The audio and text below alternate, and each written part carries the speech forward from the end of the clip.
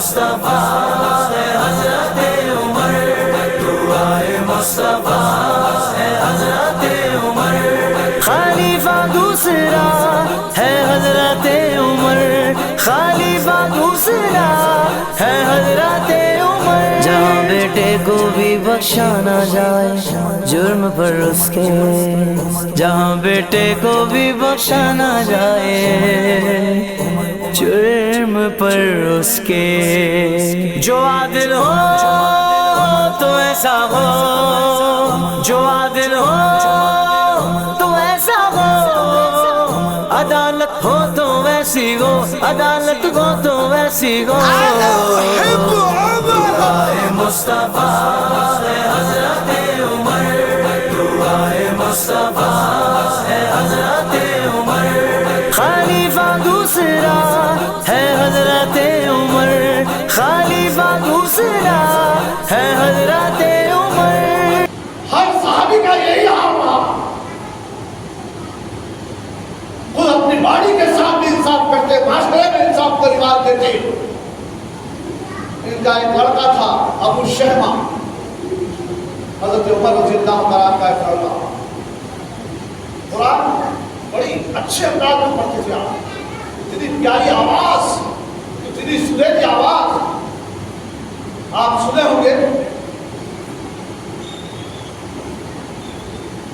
زبور جس پہ نازل ہوئی وہ پیغمبر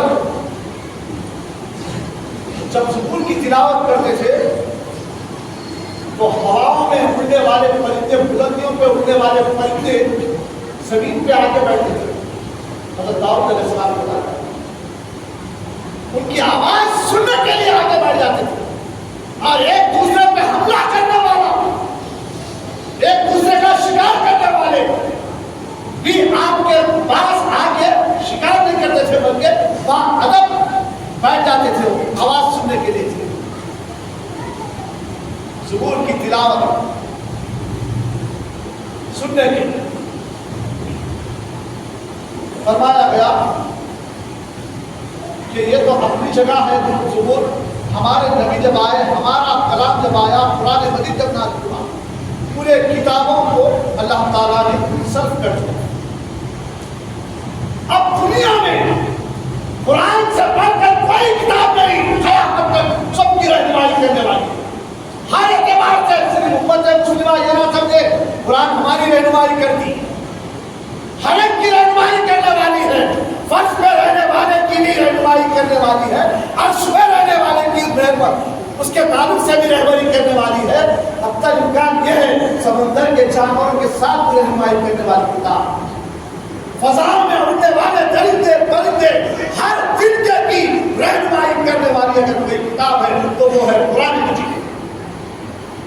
یہ ابو شہمہ حضرت عمر رضی اللہ تعالیٰ عنہ کے فرزند ہیں، ایسی قرآن کی تلاوت کرتے کہ لوگ سننے کے لیے چوک در چوک آتے، بیٹھ کے سنتے، ان کی آواز کو سنتے، ان کی مٹھاس، ان کی لذت، ایسی کیفیت تھی قرآن کے پڑھنے میں، اللہ اکبر، کہ یہود و نصارہ کے عورتیں بچے بھی آگے سننے لگتی تھی۔ ایک یہودی تھا آپ کا دوست، بڑا جگری دوست تھا، انہیں بھی بڑے شوق سے سنتا تھا، مگر اندر رکھتا تھا کینہ کپٹ، جلن حسد رکھتا تھا۔ آج بھی ایک فرقہ دوسرے فرقے کے تعلق سے کینہ کپٹ رکھتا ہے، پھر اسلام پرست کی بات کرتا ہے، مگر باوجود اس کے کینہ حسد جو ہے یہ ایسی بیماری ہے جیسے آگ لکڑی کو کھا جاتی ہے، آگ کو حسد کھا جاتا ہے۔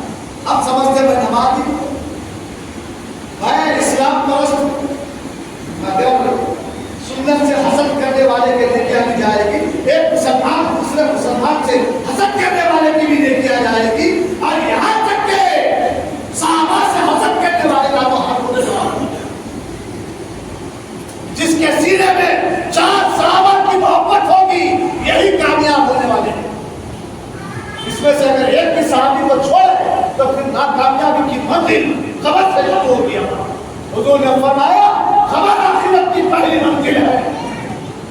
معزز سامعین، یہ حضرت عمر رضی اللہ تعالیٰ عنہ کے فرزند ہیں، قرآن پڑھتے تو ایسی کشش کی آواز دی کہ لوگ جھومنے لگتے تھے. تو ایک یہودی جو آپ کا جگری دوست تھا, اندر تو حسد کرتا تھا, اوپر سے بولا, اے شہبان, تمہاری قرآن سننے کو ہمیشہ میرا دل چاہتا ہے, اس سے بھی پیاری آواز ہو جائے گی میرے پاس ایک جڑی بوٹی ہے. حضرت شہما آواز خوبصورت کرنے کے لیے اپنے دوست ہے, دیکھ رہے نا دوستی میں کیسے کیسے رکھتا ہوں. ایک دوست جب دوسرے دوست کا ہو جاتا نا, اگر بے عمل دوست ہے سمجھیے, اس کو بھی بے عمل کرواتا. ہمیشہ عمل والوں کے ساتھ رہو, اتباع رسول کرنے والوں کے ساتھ رہو, پنجگانہ نمازی پڑھنے والوں کے ساتھ رہو, امت کا قوم کا درد رکھنے والوں کے ساتھ رہو, کامیاب ہو. اگر بے عملوں کے ساتھ رہیں گے, اگر اسلام سے محبت نہیں رکھنے والوں کے ساتھ رہیں گے, یہودا نصرانیوں کے آئیڈیل پر چلنے والوں کے ساتھ رہو گے, تو پھر یاد رکھو وہی تمہارے اندر میں شرائط کر جائے. حضور صلی اللہ علیہ وسلم نے فرمایا, جو جس کی مشابہت اختیار کرے گا کل حشر کے دن جب قبروں سے اٹھایا جائے گا, اسی حال میں اٹھایا جائے گا جس کی مشابہت کرتے بنا. اللہ نہ کرے مسلمانوں کو, ایمان والوں کو اہل غیروں کی مشابہت اختیار کرنے سے بہتر ہے اللہ اس کے رسول اور ان کے صحابہ کی مشابہت اختیار کرتے ہوئے دنیا سے جانا نصیب کر رہا ہے. حضرت عمر رضی اللہ عنہ کے فرزند خوش ہوئے اور خوش ہو کے کہنے لگے, چلو میں وہ دوا پیتا ہوں, میری آواز اور لذیذ ہو جائے. تو گئے, ایک باغ میں لے کر گیا, ایک باغ میں لے جا کر آپ کو جڑی بوٹی کے نام پہ ایک ایسی شراب بنا دیا, آپ کے اوپر مشق ڈالی ہو گیا. کیا ہوا؟ مشق ڈالی ہو گیا, اور باغ کا دروازہ لگا دیا. اندر ایک خوبصورت لڑکی کو چھوڑ کے بھاگ. اندر ایک انصاف کی بات آ رہی ہے, ہر اعتبار سے انصاف کرو. صرف اپنی تنظیم, اپنا گھر, میں انصاف نہیں, بلکہ انصاف کو ہر زاویے سے کرو. قرآن حدیث کی روشنی میں پورا کرو انصاف. اور سامعین آپ اندازہ لگائیے, باہر سے دروازہ لگا کے چل دیا. اب نشے کی حالت میں ہے, اسی لیے اللہ کے پیارے رسول صلی اللہ علیہ وسلم نے ہر نشہبار چیز کو حرام قرار دیا. خنزیر کا گوشت کھانے کے برابر ہے, حرام ہے ہر نشہبار چیز. اسلام پہلے ہی منع کر دیا, مگر اس نے کیا بول کے دیا کہ آواز اچھی ہوگی, فلاں ہوگی, تو پلانے کے بعد تھوڑی ہی دیر میں آپ کے اندر دستکاری ہو گئی. تو قسم کی کیسے جائز نہیں ہو, کوئی چیز سمجھ میں نہیں آ رہی. لڑکی پہنچ گئی گھر, حالت یہ ہوئی کہ زنا ہو گیا. اب ایک تو حضرت عمر بادشاہ شہنشاہ وقت ہے, خلیفہ وقت ہے, یہ معاملہ ہو گیا اور لڑکی نکل کے بھاگ گئی. اب ان کو گر گئے تھے نیچے, تھوڑی دیر کے بعد جب ہوش آیا تو نکلے باہر, نکلے پتہ ہی نہیں, نکل گئے, گھر آ گئے, سب معاملہ سیدھا سیدھا چلنے لگا. چند دن تک حضرت عمر رضی اللہ تعالیٰ کا دربار بھرا ہوا ہے. دربار میں وہ لڑکی جس سے حضرت شیبہ نے زنا کیا تھا, وہ لڑکی حاضر ہو گئی, بچے کو لے کے, چھوٹے بچے کو لے کے حاضر ہو گئی. اے عمر, سب کے ساتھ انصاف کرتے ہیں, میرے بھی ساتھ انصاف کیجیے. انصاف کے ترازو پہ تولے جانے والی شخصیتیں امت مسلمہ کا انصاف تو دیکھو. جب تک ہمارے ہاتھ میں یہ کانٹا تھا, سپر پاور بھی کاٹتے تھے ان سے, اور ہم کو ہی لے جا کر بڑی بڑی گدیوں پر بٹھایا جاتا تھا. یہ انصاف پرست قوم ہے, ان کو ہائی کورٹ کے بڑے پوسٹ پہ منصب پہ فائز کرو, ان کو سیدھی کورٹ پہ فائز کرو. یہ انصاف پرست قوم میں کہا جاتا تھا. جب تک ہماری قوم قرآن اور حدیث سے ریلیٹڈ تھی تو ہم کو بڑے بڑے سیٹوں پہ ہم آئے. انصاف ہمارے گھروں سے ملتا تھا. دوسری قومیں ناانصاف پہ رہ جاتی تو امت مسلمہ کے پاس آتی کہ بھائی تم انصاف کرو, تم مسلمان ہیں, تم مومن ہیں. آج بھی کئی گاؤں میں ایسا ہوتا ہے, آپس میں ڈھیر چمار کر لیتے ہیں تو مسلمان کے گھر پہ جا کے بیٹھ جاتے ہیں, بھائی تو انصاف کر, تو مسلمان ہے, تو ایمان والا ہے, تو اللہ کو ایک مانتا ہے, تو انصاف کر بول کے آگے بیٹھتے ہیں. جب یہ بے عمل لوگ ہیں باوجود جا کے مسلمان ہونے کے ناطے جا کے ٹھہرتے ہیں، آج بھی دیہات میں ہوگا. اور جو سامعین یہ وہ قوم تھی، آج بخار کہاں گیا ہمارا. اور جو سامعین حضرت عمر رضی اللہ تعالیٰ نے کہا وہ لڑکی تیرا کیا معاملہ ہے، تو کہنے لگی آپ کے بیٹے کا یہ بیٹا ہے. وہ کیسے پورا حال سنا دی. اب سنانے کا اتنا موقع نہیں ہے بھائی، پورا حال کہہ دی. کہنا ہی تھا دربار بھرا ہوا ہے. حضرت عمر دربار سے باہر نکل فوری نکلے گھر کے طرف دوڑنے. درباریاں پریشان ہے، سب کو چھوڑ دی. مسجد نبوی انصاف کا وہ عظیم مینارہ، وقع نور، احکام خداوندی، جہاں سے ساری دنیا میں جاری تھی. امت مسلمہ کی عظمتیں جس سے ریلیٹڈ تھی وہ مینارہ نور. اللہ اکبر.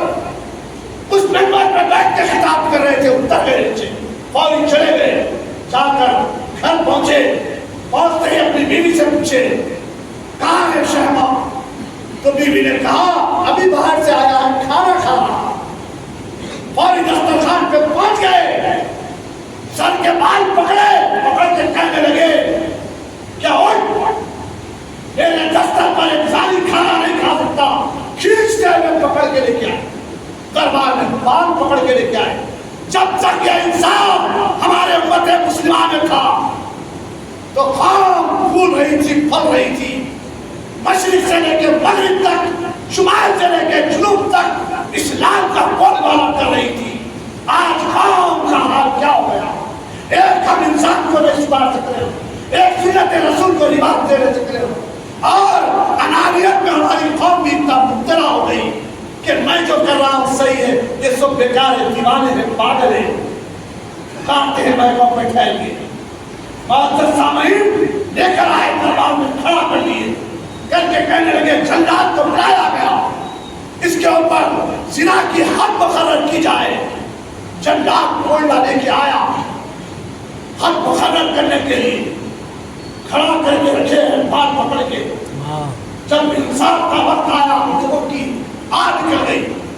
کہاں ہے یہ حضرت شمع عمر رضی اللہ تعالیٰ عنہ کا فضل ہے. انصاف اللہ پر عروج پہ تھا، امت مسلمہ بھی عروج پہ جا رہی تھی. پکڑ کے کہنے لگے اس کے اوپر حد قائم کی جائے. لا کے کھڑا کیا گیا. شرم کے مارے حضرت شمع کھڑے ہوئے ہیں، بس کھڑے ہوئے. ان کو پتہ ہی نہیں تھا کیا کیا ہوا تھا نشہ کی حالت. یہاں پر جب سنایا گیا ان کا ریکارڈ، بس کھڑے کے کھڑے ہوئے. کوئلہ لے کے جب جلاد قریب آیا، ایک کوئلہ مارتے نیچے گئے، روح جسم سے برباد کر رہی. کیا ایمان کا جذبہ تھا. آج دنیا بھر کے گناہ کر کے بے شمار لوگوں کے اوپر ظلم ڈالنے کے باوجود نہ ہمارا ضمیر پشیمان ہو رہا ہے، نہ ہمارا نفس پشیمان ہو رہا ہے. لوگوں کے ساتھ بھی ناانصافی اور پھر اپنی پارٹی کے ساتھ بھی ہم ناانصافی کر کے بھی ہم کو نہ شرم ہے نہ حیا ہے. ہم اتنے دلدل میں پھنس گئے ہیں. اللہ کرے ہم کو پھر سے یہ دلدل سے نکالے اور اتباع رسول میں زندگی پسند کرنے والے قرآن اور حدیث کی روشنی میں امت مسلمہ کو جینے کا ڈھنگ اللہ تعالیٰ سکھاتے پھر سے ہم اور آپ اللہ رسول